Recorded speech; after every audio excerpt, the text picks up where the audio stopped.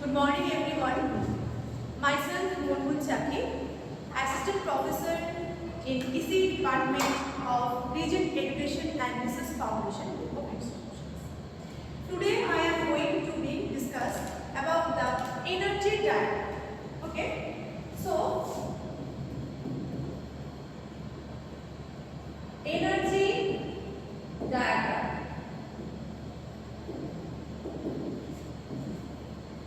First of all, we have to know what is this energy diagram.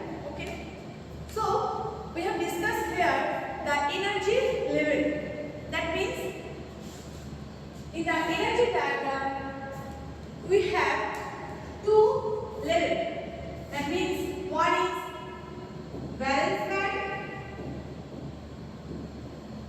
and another one is conduction band.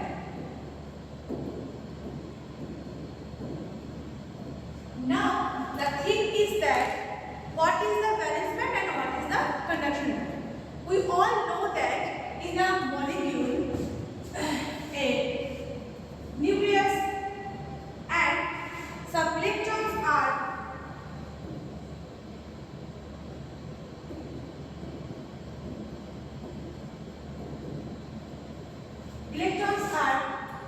circulate around this nucleus.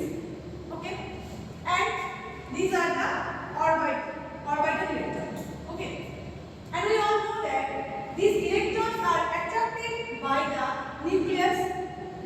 That electrons which are closer to the nucleus have the more attraction power of nucleus, and the electrons which are from the long distance of this nucleus have the less energy, less attraction power.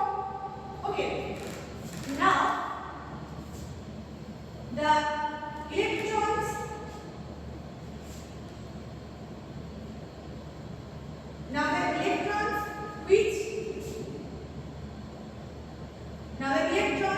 which are outer shell of this, okay, that are the valence electrons. And we all know that the electron which are free can move. Okay, so now these valence electrons are here, and the band is that the valence band consists those valence electrons. Okay, these valence electrons are present over this valence band. As for the energy band diagram, there is a valence band and another is a conduction band, and the gap between the valence band and the conduction band is forbidden energy gap, that is denoted by EG. This is forbidden energy gap.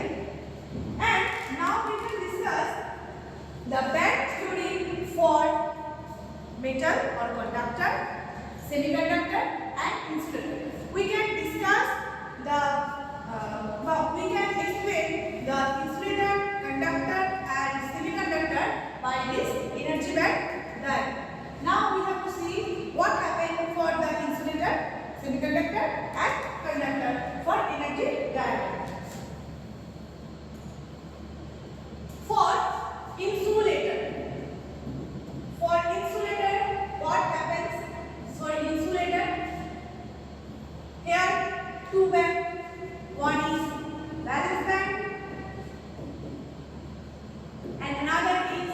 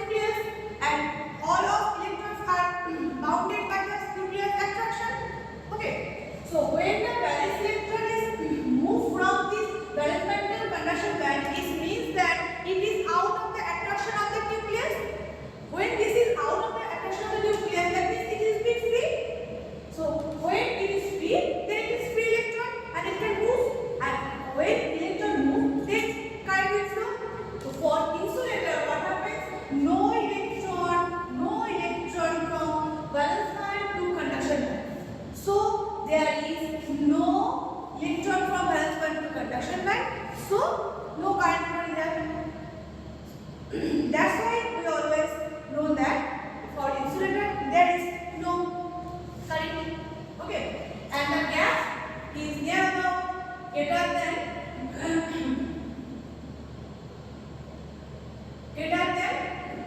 5 electron volt. Okay, this is insulator. Next, conductor. Next, we will discuss about the conductor. What happens for conductor? We all know that for conductor we always get current. Okay, how it can be possible? This means that some electrons are always present in the conduction band. If no free electron, so how it can be possible? Okay, so it means some valence electrons are always present over the conduction band. That's why there is, we call that conductor. For conductor we get current every time. How it can be happen? For example, I can show you that this is, for example, this is our valence band and this is our conduction band. For conductor, valence band and conduction band is overlapped. Some portion of valence band and some portion of conduction band is overlapped. Okay, how it can be? This is like that.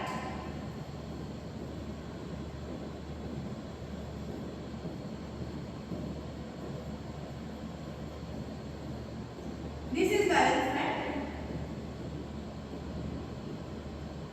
and this is conduction band.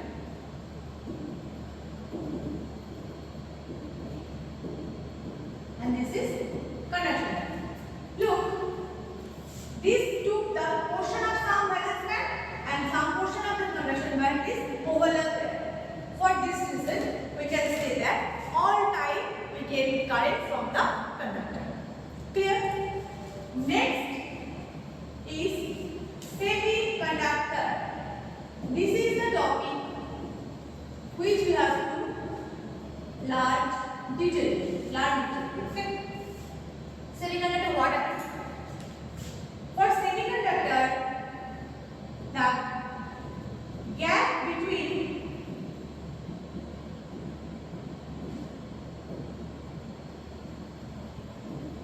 the valence band and conduction band is so small. Means for semiconductor, what happens? Look, the gap between the valence band and conduction band is so small. Normally, it can't reach to the valence electron can't reach to the conduction band. But if we apply some energy, if we apply some energy or external field, then it can reach from the valence band to conduction band. Okay? The valence electron, if you give some energy to this valence electron, then it can go to the conduction band. Okay? The thing is like that. I am standing over here and the train is passing. Okay? The width of the train is not narrow, but if I jump, then it can be, I can jump over the train. Okay?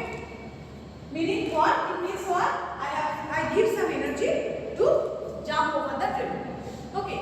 So for semiconductor, what happens? For semiconductor, it happens that some electrons are in the valence band, and if we apply the external battery or external field to those electrons, then that valence electron can go to the conduction band and then we get the current. Okay? For this semiconductor, the forbidden energy gap is near over 1 electron volt. Some examples of the semiconductor are silicon,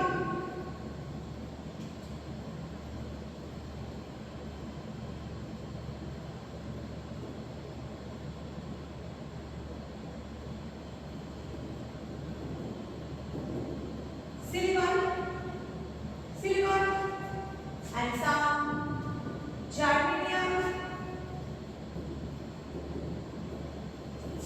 gallium arsenide,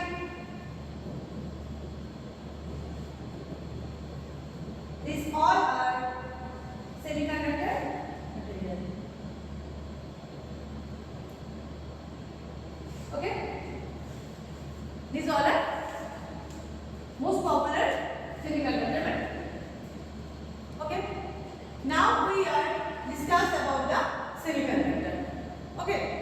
Now we are discussing about the semiconductor. This is the main the energy band theory for insulator, conductor, and semiconductor. Okay. Next topic is our semiconductor. Okay.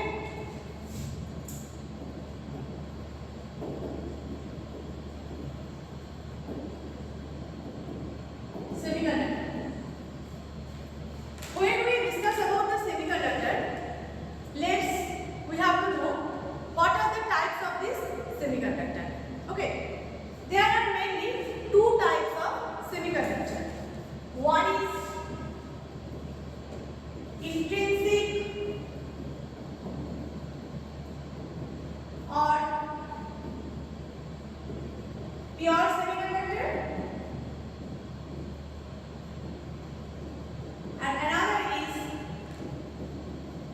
extrinsic semiconductor. That means impure. Okay, impure semiconductor. And this extrinsic semiconductor can be classified in two types. One is N-type or negative type semiconductor, and another is P-type or positive type semiconductor. That is negative type or N-type semiconductor, and another is positive type or P-type semiconductor.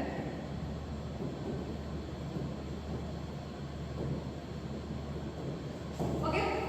Now we have discussed about the structure of the intrinsic or pure semiconductor. Okay.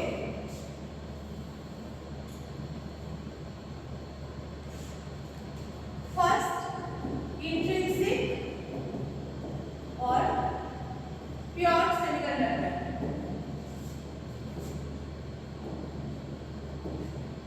Now, I draw the structure of the pure semiconductor. Okay, the internal structure, this is the structure of the pure semiconductor. For example, I have here used as silicon. Okay. For silicon, we all know that the 4 electrons are in last order. Okay, 4 electrons are in the last order. Valence electron 4. It has 4 outer shell electrons. Okay. So in the semiconductor, in the intrinsic semiconductor, when we are discussing about the structure, internal structure, what happens? All is silicon. If you use the silicon, silicon. If you use the germanium, then germanium. Okay. No impurity. So what happens? Silicon. Here is another silicon which have 4 electrons. Okay. Here another silicon which have another 4. Okay. Here another silicon. Okay.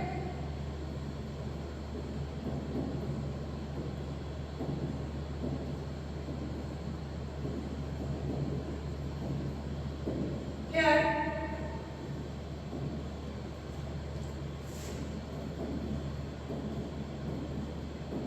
I have given here the internal structure. How it looks like. Okay.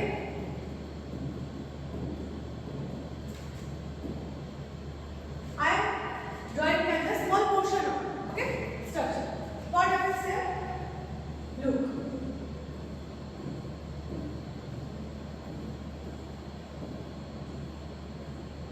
Here is another one. Okay. Similarly, here is another one.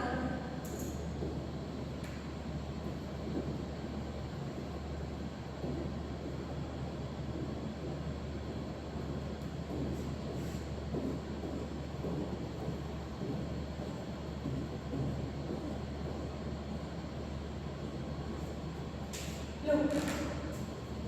Here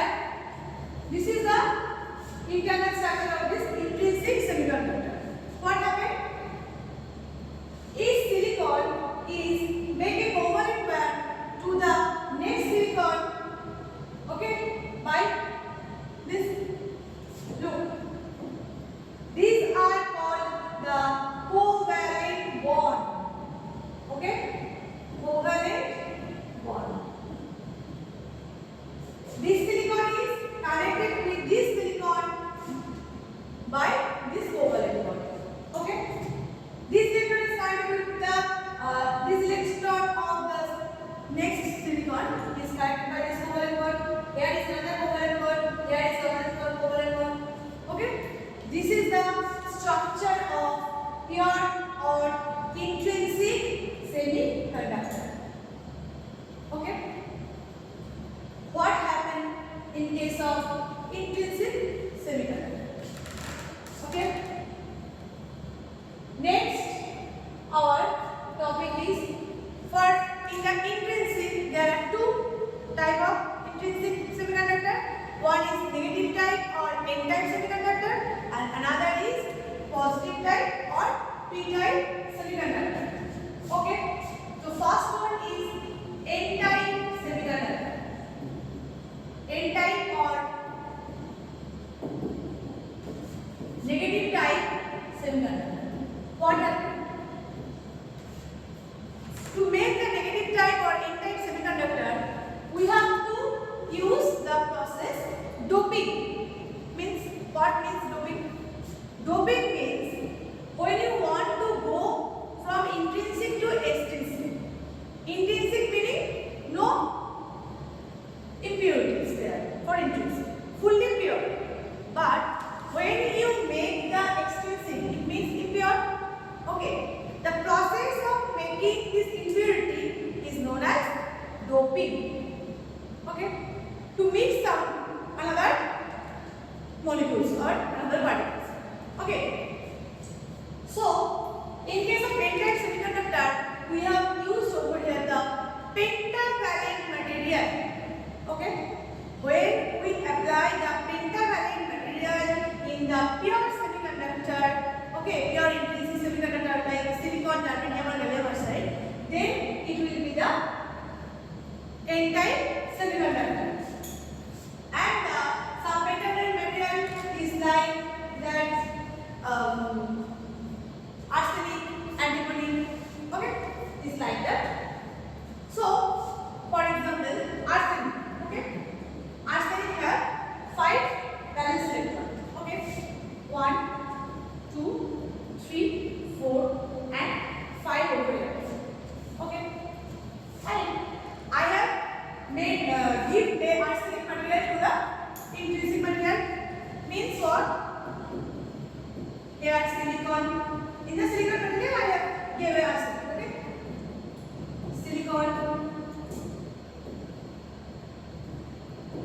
silicon. Okay, silicon.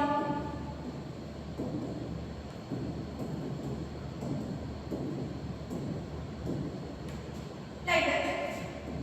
That is over there. And this one.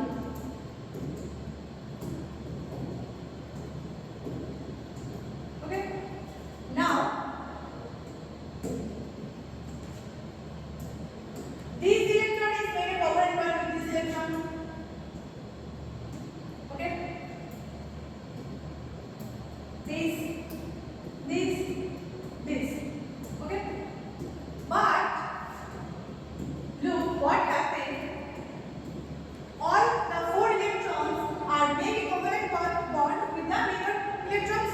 But one electron is excess over here. One electron is excess over here. That is your electron. Okay, that is your electron.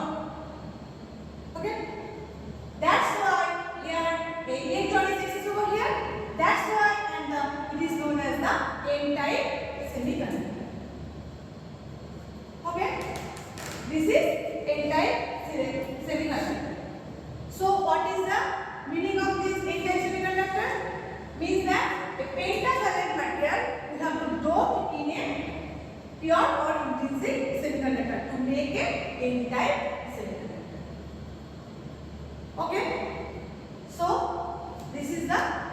this class. Next class we have discussed about the p-type semiconductor. Okay.